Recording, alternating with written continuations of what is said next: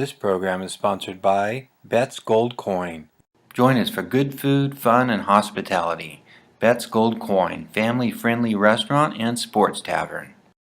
Don't want to clear your throat either. Hi there, Bob Orchard here, coming to you from Old Town Mariposa. And I have with me today Keith Williams. Keith, you've got a lot of, welcome to the Old Town Show. Thanks. You've got a lot of titles, but will you want to run through those with me? Sure. I'm the treasurer, tax collector, county clerk. Treasurer, tax collector, county clerk, registrar of voters. Registrar of voters. So if I wanted a marriage license or pay my taxes, but if I wanted to run for office, I would come and see you too. Yes, for local, state, local offices, you come to my office to file paperwork. Mm-hmm.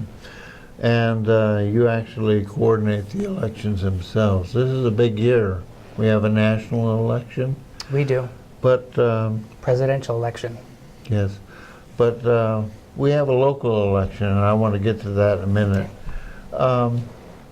Maybe for the audience, you could tell me a little bit about yourself, Keith. You've been here for a few years. Well, this is my third time back here.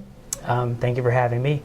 I have been in the office since 2003 as the assistant, beginning in 2003 as the assistant, held that position for 4 years, and I took office as the treasurer, tax collector, county clerk in 2007. I started my term. I've been in there now for about 10 years. And maybe it's 12. What do you do for fun? Right now, I just like to play guitar, and I play a little golf. I used to do both of those things, but I don't so much anymore. Anyway, I want to talk to you about your elections hat. Mm-hmm. We have no major countywide offices like sheriff and supervisor on the ballot this time around. That's correct. Pretty much. Correct. But we do have some boards and commissions, and maybe we could talk a little bit about that. Okay, sure. Special districts? Special districts. Well, sure. Everybody knows that there's a board of supervisors, county board of supervisors. They are responsible for a few of the smaller districts around the county, some water districts. They sit as the water board, and they still have a Mariposa Pines, Coulterville.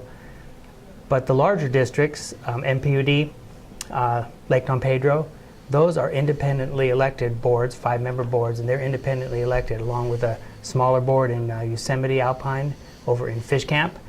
And then the hospital board is also its own district, and it's county-wide. It's an entire district for the entire county. And we also have a school board. And the school board. The school board is set within the Constitution, so everybody has a school board. What's unique about ours is that we have both a county board and a unified school district board. They sit as the same. They're elected for two different seats, but they're elected at the same time. Mm-hmm. It's a little confusing, but that's... And we have a couple of school board seats up for election? There are. There were enough seats up for election, and the number of candidates exceeded the number of seats that were open, and so it will be on the ballot. Sometimes we don't see those on the ballot. They go... every November there's a chance for them to be on the ballot, but a lot of times the voters don't see them because only the same number of people signed up to run as there were available seats. Same with the hospital board. And we have a contested seat in District 1, I understand. District 2. District 2. District 2 has a contested seat.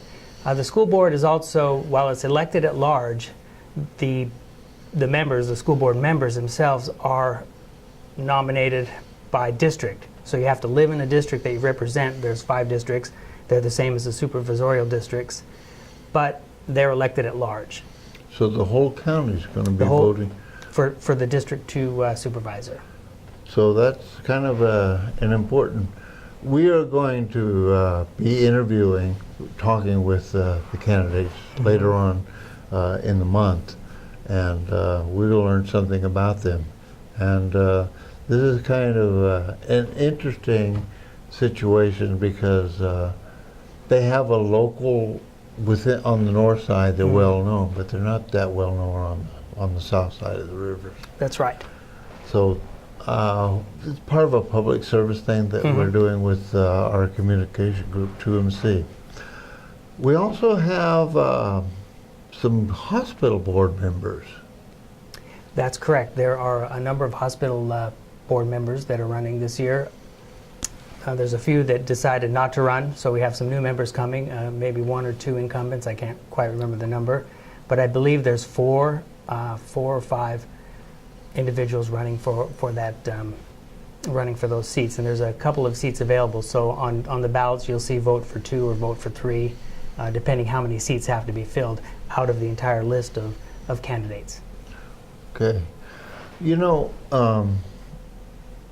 this is an aspect of volunteerism in our community that doesn't get a lot of publicity. And I'd like to just maybe bend your time a little bit and talk about that. You know, people who make a commitment to run for public office, it's not ego. This is these people are giving up a big chunk of their time, their life, and donating it to our community. And I think, well, you could talk to me a little bit about that. Yeah, I haven't been on any of the boards, but I've been to some of their meetings. They are time consuming. They hold them either in the evenings, such as a school board. There's travel, there's different meetings that they go to in Sacramento. They represent the districts and try to, you know, work with the funding and all that's involved with running a district. They make the final decisions. They all have either a superintendent of schools or they'll have a CAO, this CEO running the hospital, but the board is the ultimate decision that's made at that level. I don't believe any of them are paid. They do get reimbursed their expenses when they travel or some per diem possibly, but that's it. They do not. From board members that I know, that it costs them a lot more than they get reimbursed. This is, but it's a big commitment, and I think you would go along with me that it's really an important contribution these people make, and it would behoove us to become more familiar with them and recognize the contributions that they're making, the commitments, and it's a sacrifice, sacrificing their time. It would, and attending one of the meetings is a good way to see the decisions that they have to make. Right. So, do you have any last words of wisdom for me regarding the elections? Well, all I know is they're fun, they're exciting, and we stay up late on election night. For everybody who's waiting for their ballots and their materials, those should be in the mail shortly. I believe the sample ballots for the county have already been mailed out. Some people have received them. The voter guides from the state is a 243-page document with 17 measures. That is in the mail and should be shortly arriving in your mailbox, and the ballots will go out on October 11th. October the 11th. This is a big thing. It's why our system works. And, on the national level, sometimes, you know, we can be really critical about how our vote counts, but at the local level, it does count. And we also have a local measure on this ballot, also Measure L for the school. So anyway, if you're not registered, I really encourage you to do that. You can and this is the guy to talk to. You can get forms from our office, or you can register online at www.registertovote.ca.gov. All right. And I want to thank you. Thank you, Bob. Thank you for having me here. And for you guys out there, register to vote, and I want to see you at the polling place. You're going to vote this year, right? Have a good day.